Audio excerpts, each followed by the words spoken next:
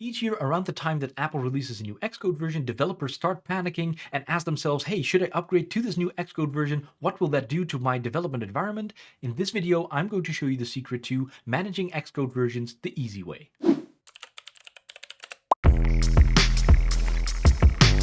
On this channel, I typically make videos about .NET MAUI, which is an abstraction layer on top of iOS, but also Android and Windows and macOS, but you're definitely also impacted whenever a new Xcode version comes out. So this video is definitely for you .NET MAUI developers if you're wondering like, hey, is this new Xcode version going to work with my development environment that I have got set up currently? But this is also for you who is using Xcode in any other setting, because this is just about managing different Xcode versions next to each other to make your life easier and to have no risk of breaking your production development environment that you got going on your machine. Now, having that said, let's just dive into Xcodes with an S at the end and let's see what it's all about. So here we are on the GitHub repository for this tool. Everything about this tool is open source, which is really great. It is available for free for you to use, and it allows you to manage different Xcode versions next to each other super easy through a GUI, a graphical user interface, or through the command line. I'll show you that at the end of the video, so make sure to stick around.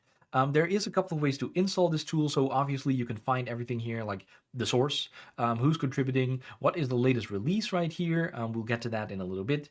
And of course, we get a little overview of what it is and what it does. So we'll see this UI in action in a little bit right here. You can see some features and you can actually scroll down. And here we are with the installation, right? So there's a couple of ways to install it. You can use Homebrew, which is a package manager for macOS. So if you have that installed, you can just do brew install cask Xcodes. If you have no clue what I'm talking about, don't worry about all of this. You can just manually install it. You can download the latest version from here, which points to the releases that I just saw. So just click there. You will get to this latest release right here, and you can see what's new in this release, and you can scroll all the way down. Under the assets, there is the xcodes.zip. Download that, unzip it, put it in your applications folder, or just run it from the location that you downloaded in, and then you will have the Xcodes app. Now, if we switch over to the actual app, you will see the UI like this. And maybe if you run it for the first time, it will ask you for permissions for notifications and that kind of stuff, and a couple of things that you will figure out by yourself. But you will get a list of all the Xcode versions until infinity, right? So we have version 1.0 here.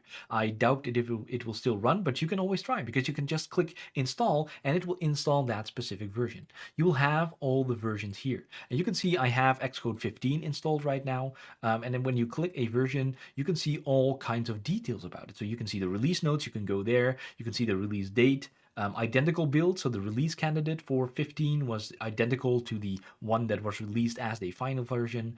You can see the SDKs that are installed, the versions of the compilers. You have it all here in one place. And you can just click, I can click open because it's installed, so I can click open right here. I can also click install on a different version because 15.1 at the time of recording is released as well. So I can just click install, make sure to run it with that, and now I can suddenly test my development environment with this new beta release. But I can also very easily switch back. So you can see this little check mark. It might be a little bit hard to see on your screen right here. There is this little check mark before the open. If I scroll down here, you can see it's a green one because I also have installed 14.3.1 of Xcode.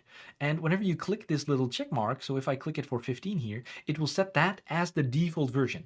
So it will set it now for the default version for macOS. So whenever I start running my development environment now for .NET MAUI, it will now start using Xcode 15. And if that behaves weirdly, I'm like, no, this version is not great. I can go back here to Xcodes. I can go to the version that I knew was working correctly, and I can just click that check mark, and now it sets the default to here. You probably need to restart your Visual Studio for Mac or Visual Studio Code just to be sure that it picks up on all the new versions right here. But you can easily switch between these versions, which is super cool. Also, if you're connecting from Visual Studio on Windows to your Mac, this is the way to set the default version that's using for Xcode. Now, there is a couple of ways to go about this. I'm not going to go over all the details. If you go into the settings, there's the little cogwheel icon right here. If you go into the settings, there is the advanced thing like, hey, how should it rename these different versions of Xcode? Should it have the version number in the file name? And that's how it keeps the different Xcode versions from each other. The default settings are usually fine, but if you go look in your applications folder, you can see that there's multiple Xcode versions, and you can even run them separately from there if that's what you want, or just click open here, obviously. So if you you have a development environment where you can actually specify the path to Xcode, you can also point it to a certain version manually from there, right? So you don't have to rely on this check mark. You can just say, hey, use this specific Xcode version, and of course, remember to update it. Now, this check mark, you can also do it from here. You can also see that you have this make active here. You can actually see the path to the actual Xcode binary right here. So applications Xcode 15.0.0, right? So we have that path right here. You can do all of that. You can also log into your Apple account. You don't really have to, I think. So you can do this. You can log in, which will make the downloads a little bit faster, I think, and maybe give you access to new versions a little bit earlier. Check out the README on the repository for the benefits of actually doing this. If you have an Apple developer account, why not do it, right? But otherwise, you can use this without the developer account as well. Now, you might be like, hey, this is great and all. This works for my machine, but we also have a continuous integration pipeline that we need to worry about. So if we switch back to the website, there is another repository. I have that here in another tab, which is just Xcodes. So not Xcodes app, but just Xcodes, which is the command line version of this tool. So if we can see here, you can just install this as well. I assume it's kind of like the same process. You can do it through Homebrew. You can do it through the other ways that are listed here, so you will figure it out. And then you can just say, hey, I want to do Xcodes install 12.0, and it will install Xcode 12. And you can then say, hey, I want to use Xcode select. I don't know, the commands are probably here.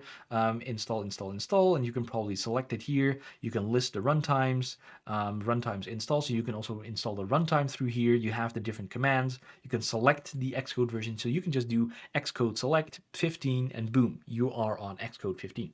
If you're more of a CLI user, you can use that on your manual, on your local machine as well, obviously, but you can also use this inside of your CI pipeline. Make sure that you install this on the Mac build host, and now you can suddenly easily select an Xcode version from your pipeline. Maybe you can make a variable from it in your YAML, and now you can suddenly select a different Xcode version as well. So this is how you use Xcode to easily manage your Xcodes versions on your Mac.